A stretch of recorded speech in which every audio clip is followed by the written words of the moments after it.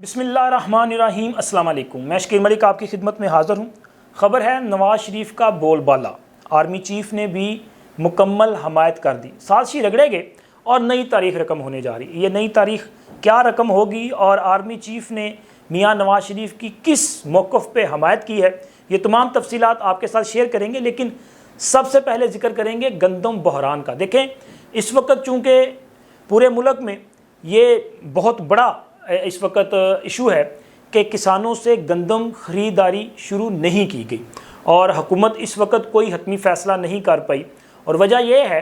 کہ نگران دور حکومت میں بڑی تعداد میں گندم جو ہے وہ درآمد کر لی گئی۔ اب ملک میں وافر گندم موجود ہے اور پاکستان کی جو اپنی گندم کی فصل ہے وہ بھی بمپر کراپ ہوئی ہے،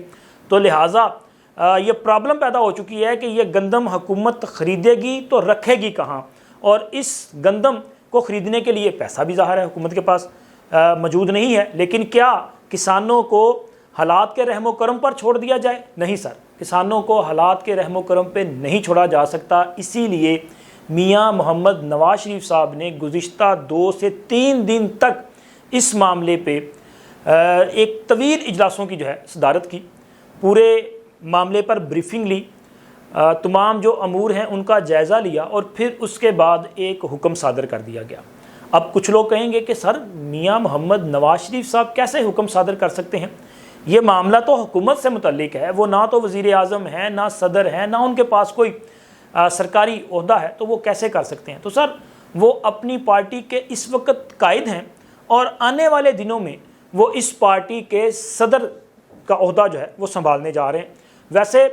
اس وقت ان کی جو حیثیت ہے وہ کنگ میکر کی ہے، اور میں نے کئی ویلاگز میں آپ کو بتایا کہ سر کنگ سے زیادہ پاورفل کنگ میکر ہوتا ہے، کیونکہ جو بنانے والا ہے نا اس کو پتہ ہوتا ہے کہ جس کو میں نے بنایا ہے یہ میرے آگے مطلب چونچا نہیں کرے گا۔ اور ویسے بھی شہباز شریف صاحب بڑے تابعدار قسم کے چھوٹے بھائی ہیں اور وہ اپنے بھائی کی کسی بات کو بھی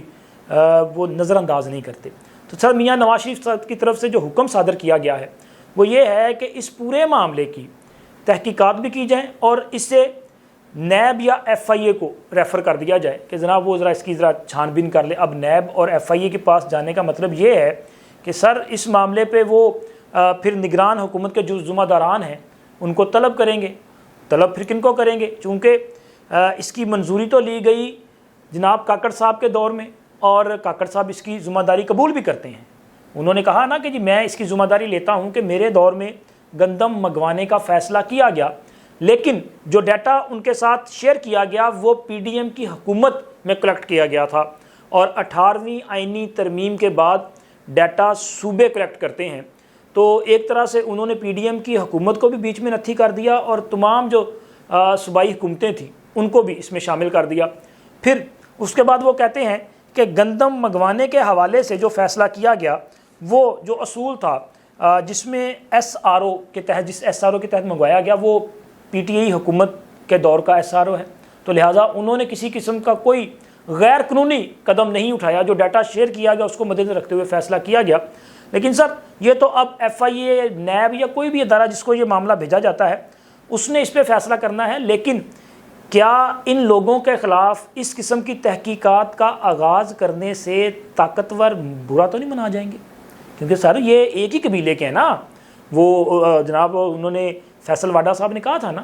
کہ جی بالکل میں انوار الحق کاکڑ اور محسن نقوی ایک ہی قبیلے سے ہیں، اور ایک ہی قبیلے سے ہونے کی وجہ سے بھی وہ سینٹ میں ایک الگ پوزیشن میں ہیں، یعنی کہ جناب انوار الحق کاکڑ اور فیصل واڈا صاحب نہ تو حکومتی بینچز کا حصہ بنیں گے اور نہ اپوزیشن بینچز کا حصہ بنیں گے۔ اب ان کے لیے سینٹر میں کوئی الگ سی چیز جو ہے وہ کریٹ کر دی جائے گی جس پہ یہ براجمان ہوں گے۔ لیکن یہ آئے کن کے کوٹے سے ہیں؟ بلوچستان سے کاکڑ صاحب آزاد حیثیت میں منتخب ہوئے، وہاں پہ مسلم لیگ نون، پیپلز پارٹی اور جو جے یو آئی وغیرہ ان کے پاس جو ہے وہ ایم پی ایس ان کے پاس ہیں، تو ظاہر ہے یہ حکومتی اتحاد کی مہربانی سے آئے۔ فیصل واڈا صاحب ایم کیو ایم اور پیپلز پارٹی کی مہربانی سے آئے، اور پنجاب سے محسن نقوی صاحب پیپلز پارٹی اور مسلم لیگ نون کی مہربانی سے آئے۔ اب وہاں پہ جا کے وہ کہتے ہیں جی ہمارا قبیلہ الگ ہے، تو چلیں جی مان لیتے ہیں ان کا قبیلہ الگ ہے، لیکن جس قبیلے سے وہ بلانگ کرتے ہیں بڑا ڈاڈا قسم کا قبیلہ ہے جناب، یہ سچ ہے۔ اور اگر میاں صاحب نے حکم دیا ہے اور میاں صاحب کے حکم پر شہباز صاحب نے کارروائی آگے بڑھانی ہے تو مجھے لگ رہا ہے کہ کہیں لڑائی نہ ہو جائے، کیونکہ بھائی لڑائی تو افورڈ نہیں کی جا سکتی نا، کیونکہ ابھی ابھی حالات ذرا بہتر ہونا شروع ہوئے ہیں، کچھ اچھی خبریں آنا شروع ہوئی ہیں، سعودی عرب سے پاکستان میں سرمایہ کاری آنے کی امید پیدا ہو چکی ہے، چین کے ساتھ معاملات بہتر ہونے جا رہے ہیں، باقی بھی دوست ممالک کے ساتھ جو ہے وہ معاملات بہتر ہونے کی امید پیدا ہو چکی ہے۔ آنے والے دنوں میں پاکستان میں اربوں ڈالر کی سرمایہ کاری جو ہے وہ آ رہی ہے، اور سب سے بڑی بات کہ پاکستان میں سیاسی جو عدم استحکام ہے وہ اپنے انجام کو پہنچ رہا ہے، اور پاکستان میں ایک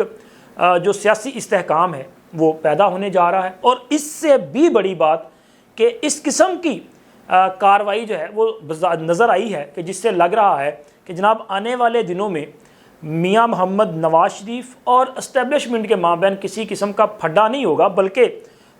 وہ کہتے ہیں نا گوڑیاں محبتاں، کوئی ایہو جی صورتحال نظر آ رہی ہے، کیونکہ میاں محمد نواز شریف جو نیریٹو لے کے چلے تھے، وہ نیریٹو جو انہوں نے لندن سے گجرانوالہ کے جلسے میں بیان کیا،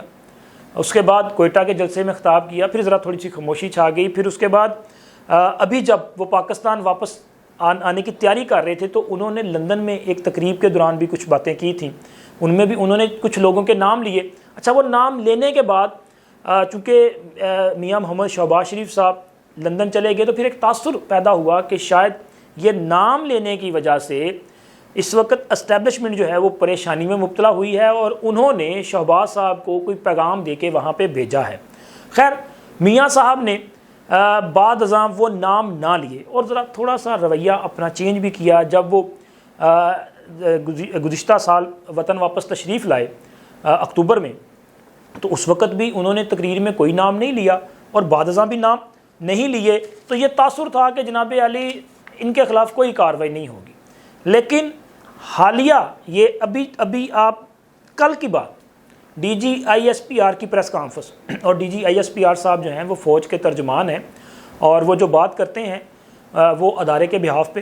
یعنی کہ آرمی چیف صاحب کے بہاف پہ بات کرتے ہیں نا، کہ وہ آرمی چیف صاحب کا اور ادارے کا موقف جو ہے وہ سامنے رکھتے ہیں۔ تو انہوں نے ادارے کا اور آرمی چیف صاحب کا موقف تو سامنے رکھ دیا، اور اس موقف سے جو نتیجہ اخذ کیا جا سکتا ہے وہ بہت سیدھا سا ہے، وہ یہ ہے کہ سر جو میاں محمد نواز شریف صاحب چاہتے تھے یا جیسی خواہش وہ رکھتے تھے، ادارہ بھی وہی خواہش رکھتا ہے۔ میاں محمد نواز شریف صاحب کہتے تھے نا کہ پاکستان کو اگر آپ نے ٹھیک کرنا ہے، پاکستان کو اس کے پاؤں پہ کھڑا کرنا ہے، تو پھر آپ کو 2014 کی جو سازش ہے وہاں سے کام کا آغاز کرنا پڑے گا۔ وہ تو 2017 میں بھی زیادہ فوکس کرتے ہیں، لیکن وہ کہتے ہیں 2014 سے کیا جانا چاہیے، اور پھر اس سازش میں جس نے اپنا کردار ادا کیا ہے اس کے خلاف کارروائی ہونی چاہیے۔ انہوں نے نام لیا، وہ نام لیتے تھے جناب ثاقب نثار صاحب کا، وہ نام لیتے تھے آصف سعید کھوسہ صاحب کا، وہ نام لیا کرتے تھے اعجاز الاحسن صاحب کا، وہ نام لیا کرتے تھے شیخ عظمت سعید صاحب کا، وہ نام لیا کرتے تھے جناب فیض حمید صاحب کا، وہ ظہیر الاسلام صاحب کا نام لیا کرتے تھے، وہ باجوہ صاحب کا نام لیا کرتے تھے، اور ایک موقع پہ تو ایک لیگی رہنما نے رحیل شریف صاحب کا نام بھی لیا تھا، چونکہ رحیل شریف صاحب کا نام جو ہے وہ 2014 والا جو سارا ایپیسوڈ تھا اس میں ان کا نام جو ہے وہ شامل۔ تو سر اب D G I S P R صاحب نے جب یہ بات کی کہ ہم چاہتے ہیں کہ آپ 9 مئی کے معاملے پہ یا ججز کا معاملہ جو بھی آپ اس پہ بنائیں کمیشن، نہ صرف 9 مئی بلکہ آپ 9 مئی کے جو محرکات ہیں اس کا بھی جائزہ لیں، اور یہ اس بات بھی شامل کی جائے اس کمیشن میں کہ 2014 کے دھرنے کس نے کروائے اور کیوں کروائے اور اس کے پیچھے کیا مقصد تھا۔ اس کے بعد پھر آگے آپ آ جائیں 2017، ظاہر ہے وہ بھی پھر اس میں شامل ہوگا نا کہ میاں محمد نواز شریف کی حکومت کا خاتمہ کیا گیا، چونکہ میاں صاحب تو کہتے ہیں کہ ان لوگوں نے اپنے اختیارات کا غلط استعمال کر کے ایک منتخب وزیر اعظم کو نااہل کروایا اور پاناما کا ہنگامہ برپا کیا، جب کچھ نہ نکلا تو اقامہ کی بنیاد پہ ان کو نااہل کر دیا گیا، چلتی ہوئی حکومت کو جو ہے وہ ختم کر دیا گیا۔ پھر اس کا خمیازہ یہ نکلا کہ پاکستان میں آپ دیکھیں کہ سیاسی عدم استحکام بھی بڑا، پاکستان کی معیشت جو ہے وہ اپنی زمین بوس ہوئی، پاکستان کے عوام کو اس کا نقصان جو ہے وہ برداشت کرنا پڑا، تو لہٰذا یہ معاملہ بھی جو ہے وہ کمیشن کی طرف جائے گا۔ تو پھر اس کے جو اب ذمہ داران ہیں جن کا نام میاں نواز شریف صاحب بارہا لیتے ہیں، تو سر اس کا مطلب ہے کہ فوج اس بات کے لیے ایگری ہے کہ اگر ماضی میں ان کے اپنے ادارے کے کسی طاقتور نے اپنے اختیارات کا غلط استعمال کیا، اپنے حلف سے انحراف کیا، تو اس کے خلاف بھی کارروائی کے لیے پھر ایگری ہوں گے، چونکہ میاں صاحب تو یہی چاہتے تھے نا۔ تو یہاں پہ لگ یہ رہا ہے کہ میاں محمد نواز شریف اور آرمی چیف اور ادارہ جو ہے وہ سیم پیج پہ دکھائی دیتے ہیں، اور وہ اس بات پہ ایک دوسرے کے ساتھ چلتے ہوئے دکھائی دیتے ہیں کہ جی ہم نے ان لوگوں کے خلاف کارروائی کرنی ہے۔ اور فوج کی طرف سے یہ تاثر دیا جانا بھی میں سمجھتا ہوں کہ بہت بڑی بات ہے۔ اب اس کا مطلب ہے کہ اس دور کے تمام سازشی جن کا میں نے ابھی نام لیا، پھر یہ سارے کے سارے رگڑے جائیں گے، اور ان کے خلاف کارروائی اگر ایک بار شروع ہو گئی تو میرا خیال ہے کہ پاکستان جو ہے وہ اصل اپنے ٹریک پہ آ جائے گا، کیونکہ پرابلم ہی یہ ہے کہ پاکستان کو اس کے ٹریک پہ چلنے ہی نہیں دیا جاتا۔ ہر کوئی 2 4 6 سال کے بعد کوئی نہ کوئی جو ہے وہ ایکسپیریمنٹ لے کے آ جاتے ہیں، اور جہاں پہ جو گاڑی ترقی کی طرف چل رہی ہوتی ہے اس کے سامنے لا کے وہ جو پروجیکٹ ہے اس کو کھڑا کر دیا جاتا ہے۔ پھر اس پروجیکٹ کی ناکامی پر جو ہے وہ اپنی جان بچانے کی کوشش بھی کی جاتی ہے، اور پھر یہ کوشش بھی کی جاتی ہے کہ جناب علی اب یہ پروجیکٹ جو ہے وہ ہمیں جو ہے وہ ہماری جان بھی خلاصی کر دے اور ہمیں چھوڑ دے۔ کئی پروجیکٹ جو ہے وہ جان چھوڑ جاتے ہیں، کچھ جو ہوتے ہیں وہ عمران خان جیسے ہوتے ہیں۔ اب دیکھیں نا کہ عمران خان نے ان سب کو جو ہے وہ اس اپنا یہ جو گند تھا اس میں لتھو پتھو کر دیا، جو اس کو لے کے آنے والے تھے۔ انہوں نے جنرل باجوہ کو میر جعفر اور میر صادق قرار دیا۔ انہوں نے اس کے علاوہ جن لوگوں نے عمران خان کے لیے زرد صورت کاری کی ان سب کے خلاف الزامات لگائے، اور آنے والے دنوں میں ہو سکتا ہے کہ جو چند نام رہ گئے ہیں ان کے خلاف بھی عمران خان جو ہے وہ زبان درازی کر سکتے ہیں۔ لیکن جو بھی ہوگا مجھے یہ لگ رہا ہے کہ اس وقت وہ پاکستان کے لیے بہتر ہوگا، کیونکہ پاکستان جو ہے وہ اپنے اصل راستے پہ آئے گا، اور یہی پاکستان کی ترقی کا راستہ ہے۔ اب تک اتنا ہی، اللہ حافظ۔